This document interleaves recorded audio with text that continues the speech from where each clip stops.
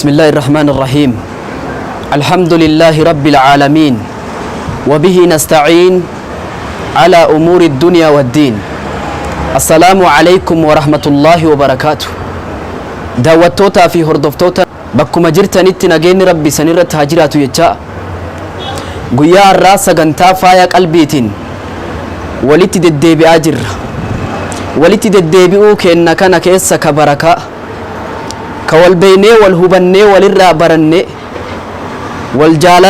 والجالتشو ربي نهاكن نجتشا قيار دا حقا توكو ارقا حقا ربي تآني ربي جبيسي تمسي نورامو اسني فيدي ربي قرآن تيو دبتو واعبدوا الله ولا تشركوا به شيئا وبالوالدين إحسانا أنا tokkochoomsa gabbara gabbartii kiyya tokkochoomsa ana malee injiru ka haqa godhatu gabbartii jedhee itti aansee ammoo haadha abbatti tola oola jedha rabbi dubbiin rabbi tokkochummaa isaa duuban dubbate jabduu ta'uu kenna sahaabticha tokkotu rasuulatti deemaa dhufe alayhi salaatu wassalaam yaa rasuulallah dalagaa kamtu rabbi biratti jaalatama hojii tamtu rabbi biratti gatii qaba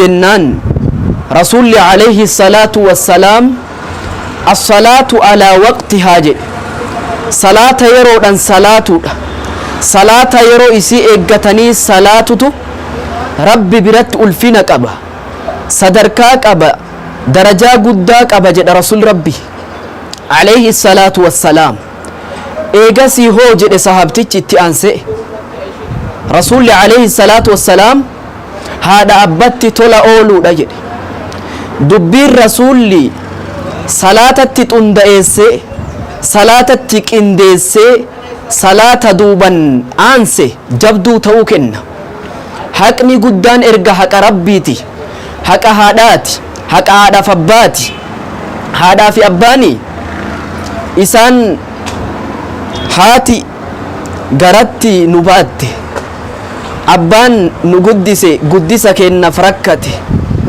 jara kana lamaan carraa yoo nama jala taran namaan deebine nama haadha abbaa lubbuun jiran dhaqqabate takkii isaan lamaan keessaa tokko dhaqqabate irraa fayyadamee kaddamatee tajaajilee irraa jannatan seenin funyaan isaa lafatti haarigamu jennaan nabi muhammad aamiin jedhe nama haadha abbatti jallate nama haadha abbatti mataa dhaabe jibriiltu abaare nabi muhammadtu irratti aamiin jedhe salawaatu rabbii wasalaamu alayhi addunyaa tana keessa waa lama balbala lama rakkina lama quuqama lama qeeqama lama kayoo ati goote kayoo ati itti darbite kayoo ati waan sanitti seente rabbi qiyaaman ineyne duniyumarratti namaa kafalu jedhe rasuul rabbi alayhi salaatu wassalaam gatii isii duniyumarratti namaa kenna jedhe tokkoffaan daangaa namatti darbuudha jedhe rasuul rabbi lammaffaan immoo haadha abbatti jallachuudha jallina haadha abbatti mataa dhaabuu rabbi aakhiraan in eegu galata duniyarratti sii kafala maaliif beeytu duniyarratti gatii ati haadha abbatti jallatte san ilmoo duyda kee irraa baate rabbi adaba akka isiin sirratti dhabdu sirratti firinxiixxu sirratti mataa dhaabdu godha aljazaa'u min jinsil amal galanni wama ati dalayde sii deebi'a gaafa ati haadhatee dhooftu gaafa ati haadha abbaa kee fuulatti guurtu duydatti galtu mataa itti dhaabdu akka feete isaan gootu arguuf teessa haadha abbatti tola oolaa hortee teessan ijoollee teessantu tola isinitti oola jedha rasuul rabbi alayhi salaatu wassalaam ووصينا الإنسان بوالديه إحسانا ilma namaatii dhaamnee jirra dhaamsa cimaa dhaamsa jabaa dhaamsa taariika keessatti ashaaraa qur'aana keessatti bakka guddaa qabu dhaamnee jirra jedha rabbi subhaanahu akka maaltaan akka jarri tola itti oolan akka haadha abbaa kaddamatan akka haadha abbaa isaan irraa du'aa'ii fudhatan isaanitti tola oolan rabbi dhaamsa gooneefi jira ilma namaa kana. Nama tokkotu ture warra taarikaattu seenaa kana himaa jira. Namni kun haadha isa jaalattu tokko qaba. Haati tun haalan jaalatti nama kana. Dasii ija isaa isiiti. Haftee isii boodaati. Haalan jabeessitee jaalatti ilma ofii. Mucaan kun osoo akkanatti jiru jaartii fuudhee jedhan guyyaa takka. Haadha manaa oratee haadha tiyya tana ofirraa fageessee galchurra uf bira kaa'ee ana wajji jiraachuu qabdi jedhee haadha tana mana ofitti galche jedhe. Yeroo kana osoo waliin jiraatan haati tun umriin achi deemte.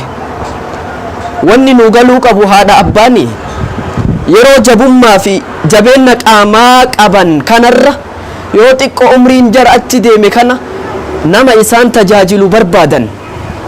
Mucaan kun haadha kana yoo baasu duydatti yoo galchu duydatti baatee akkasitti deema.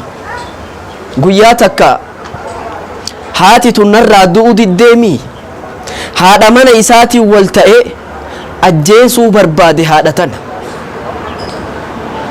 Haati tun ta guddisa isiitiif malkii fixatte, guddisa isaatiif bareedumina qabdu fixatte, haadha garatti rakkina isa baachuu san mudatte, isa da'uuf ciniinnuu rakkinaa san mudatte san gaafa inni umaan beeyne ufitti qabdee harma hoosistee luysistee isa akkanatti guddiste san gaafa inni isitti fincaanu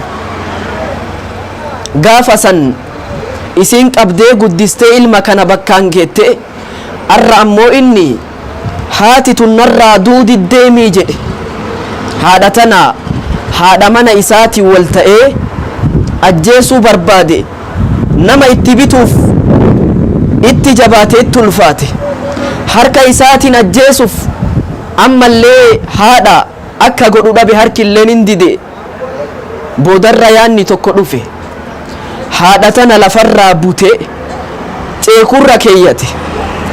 Dura yoo duydatti baatu suuta fuudha gaafa nagaya ardha garuu haadha tana lafarraa ol butee duydatti baate. Haati tun akka inni isa gatuu deemu akka inni isa darbuu deemtu beeyte. Duydatti baatee haadha ufiitan daggala tokko dhufe bosona dhufe. Yoo inni bosona daggala kanan seenaa deemu haati ceekuu isaarra teettee baala kukkutaa deemti jedhan. Daggala kana bineensatu guute bineensa qofatu jira.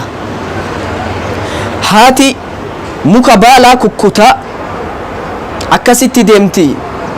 Walakkaa daggalaa walakkaa bosonaa seenee yeroo jedhu lafarraa ufirraa fuudhee lafatti darbe haadha kana. Darbee bitaa mirga laale. Yoo inni bitaa mirga laalu yaa boo nagatteemi na darbiteemi yaa ilma kiyya bitaa mirga laaltee karaan si harkaan badini. Yoo ati dhuftu yoo ati na darbuu deemtu ani baala kukkutee dhufe karaa baalaa kana qabadhu nagayan maatii keetitti gali na jalaan miidhamin jette haati tun. Inni haadha tana gatuu deeme, inni darbuu deeme, inni ufirraa fageessuuf ufirraa darbuuf narraa du'uu didde jedhee darbe. Garuu isiin yaa ilma kiyya narraa omaan ta'ini balaan sin mudatini rakkinni sin mudatini nagayan maatii keetitti gali jetteen haati tun. Akkanatti dhiisee karaa baalaa san qabatee maatitti gali. Haadha akkanatti salphatte tana haadha akkanatti gatii dhabde ulfina dhabde sadarkaa dhabde kana isii barkan abbaa harka sadiin caaltu. Tokkotu rasuulatti dhufe eenyu namni an tola itti oolu eenyu namni ani ufitti qabee taphadhee wajji kolfee wajjiin haasa'ee waa mara isii godhu eenyu jennaan rasuulli ummuka jedhe haadha teetiidha rasuulli rabbi. Eegasii hoo jedhe sahabtichi kun haadha teetiidha rasuulli rabbi.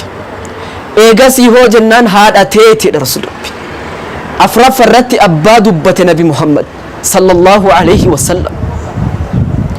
Guyyaa tokko haadha Abaa Hureeraatu Abaa Hureeraa yaamte.